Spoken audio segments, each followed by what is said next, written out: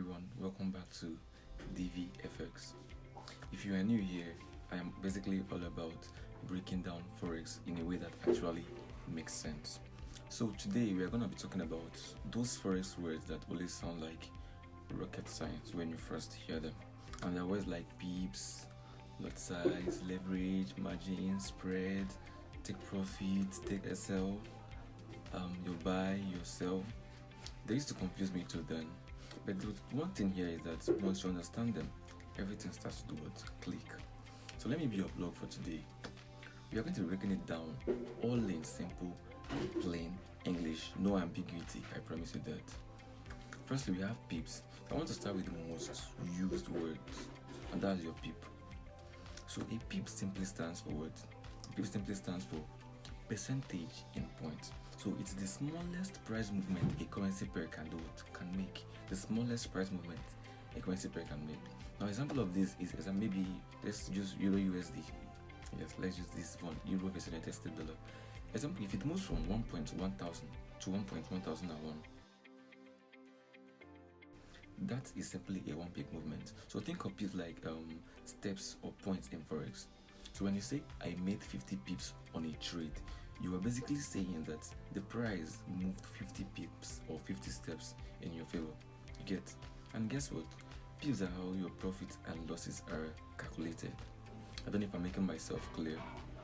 So secondly, is your lot size. This one is huge though, yes. So lot size simply means how big or how small your trade is. And we have three of them. We have your standard lot size, which is 100,000 units of a currency. I'm going to break it down as we move further.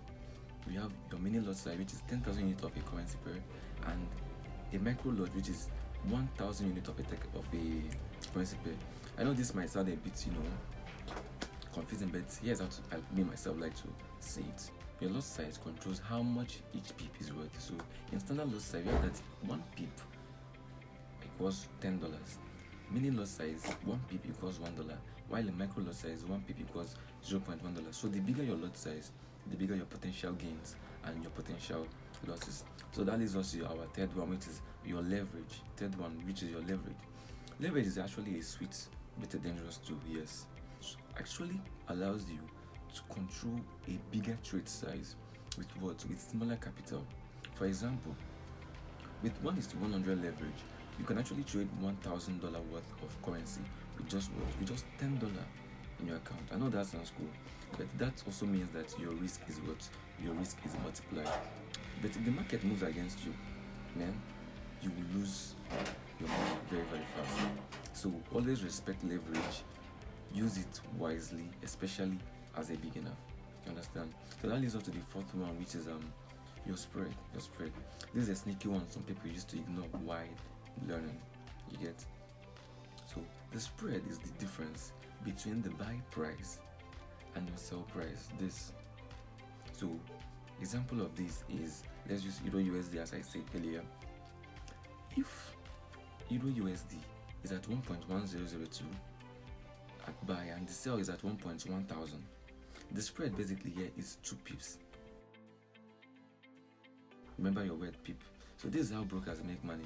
Even before you start profiting, they take their cut through the spread. That's why sometimes you open a trade and then your trade first of all runs in loss before it starts to go in profit. That's your broker taking his part through your spread. You understand? So the fifth one here is your margin. Your margin. So margin is the amount of money your broker holds from your account to open a trade for you. So it's basically like a security deposit. Yes, it's like a security deposit. So example of this is, assuming you want to open a $1,000 trade and your leverage is 1:100, your broker might only need what? Just $10 margin from your account. You get? But if your trade goes against you 2-4, like 2-4, and run out of margin, they'll close that trade, and that's what you call a margin call. And trust me, whenever I talk about margin call, it's something you don't want to experience. Yes. So not the last one, actually the sixth one rather, is your stop loss and your take profit. These are your risk and your reward tools. So a stop loss automatically does what? Closes your trade at a certain loss, so you don't have to do what? Lose more than you planned. While a take profit does what? Closes your trade when your trade hits your profit target. That means using this, you don't need to watch the market 24/7 when you use them. Yes, you don't need to watch the market 24/7. That's basically it. So the seventh one I'm going to mention today is your buy and your sell. You can also call it long or short. Now, when you open a buy trade or a long trade, you are predicting that price will do what? We go up, skyrocket up. But when you open a sell trade or you go short, it means that you are predicting that the market is going to do what? The price will do what? Go down. You go down. So this is one of the cool things about Forex. Yes, you can make money whether the market is doing what? Is rising or falling. As long as you do what you predict it right, whether it's buying or selling, you definitely make money. But just be right. You understand? I know all this time might feel like too much now, but don't worry. Watch this video again, because the more you hear them, the more natural they will become. Me myself, I didn't learn everything in a day either. It takes time. You just have to be consistent. So if this helped you, please smash that subscribe button, like the video, comment what you've learned today.